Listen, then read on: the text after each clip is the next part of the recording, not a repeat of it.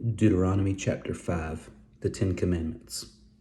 And Moses called all Israel and said to them, Hear, O Israel, the statutes and judgments which I speak in your hearing today, that you may learn them and be careful to observe them. The Lord our God made a covenant with us at Horeb. The Lord did not make this covenant with our fathers, but with us, those who are here today, all of us who are alive.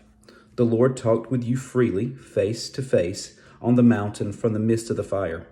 I stood between the Lord and you at that time to declare to you the word of the Lord, for you were afraid because of the fire, and you did not go up the mountain. He said, I am the Lord your God who brought you out of the land of Egypt, out of the house of bondage. You shall have no other gods before me. You shall not make for yourself a carved image, any likeness of anything that is in heaven above, or that is in the earth beneath, or that is in the water under the earth.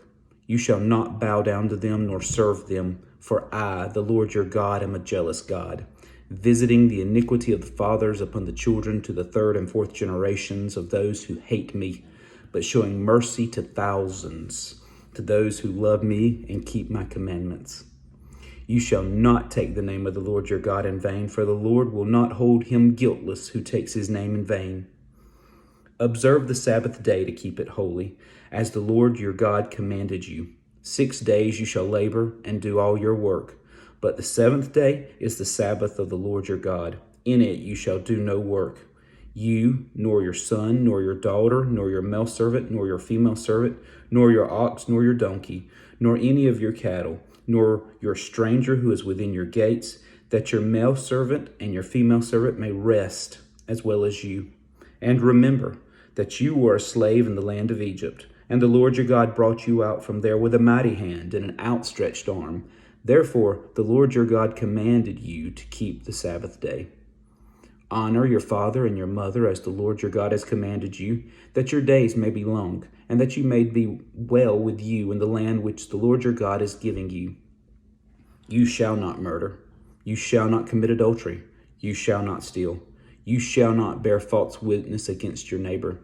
You shall not covet your neighbor's wife, and you shall not desire your neighbor's house, his field, his male servant, his female servant, his ox, his donkey, or anything that is your neighbor's. These words the Lord spoke to all your assembly in the mountain from the midst of the fire, the cloud, and the thick darkness, with a loud voice, and he added no more. And he wrote them on 2 tablets of stone and gave them to me.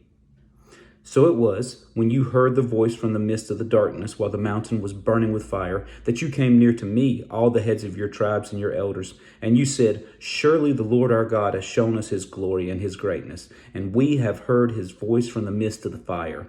We have seen this day that God speaks with man, yet he still lives. Now, therefore, why should we die? For this great fire will consume us. If we hear the voice of the Lord our God any more, then we shall die. For who is there of all flesh who has heard the voice of the living God speaking from the midst of the fire, as we have, and lived? You go near and hear all that the Lord our God may say, and tell us all that the Lord our God says to you, and we will hear and do it.